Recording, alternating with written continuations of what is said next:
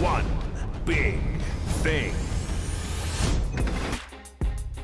The mark of a great meal, a great film, a great trip, really any great moment is the memories that it creates, the conversation after it ends. How much does it make you think? How hard is it to shake those thoughts of whatever it was? I left this set Thursday morning at about 2:45 a.m. Tried to go to sleep.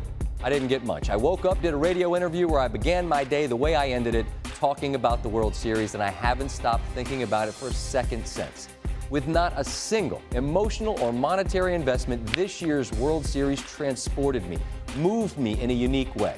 Now, the series belonged to the people of Chicago and Cleveland, but there are millions of us who hitched a ride on what turned out to be a dizzying journey. I went to the market. The guys at the deli like to talk sports. One guy just shook his head, and I said, "Right?" By the time I got my order, everyone online and behind the counter was talking about the game. I left that conversation only to have a new one start with a guy who bagged the groceries, which ended only to begin anew at the gas station with a guy who was grabbing a coffee. This was that thing, that magical thing that sports and only sports creates. It's been 25 years since this many people watched a World Series game on television.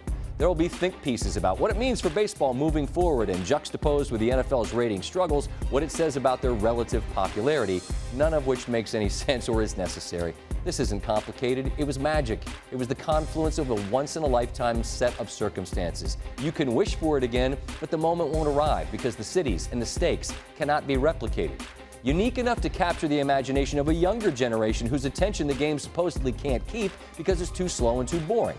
One of my very best friends watched every pitch last night with his high school and college-age sons who took their faces out of their phones long enough to be caught in the hypnotic appeal of Game 7.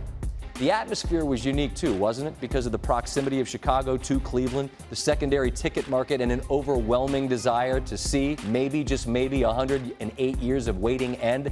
Cubs fans spent whatever it took to flood Progressive Field. The blue and red side by side made it feel and sound like a Final Four game. And it was so tense the last couple of innings, I honestly thought I might puke. And I truly can't fathom how either fan base survived it.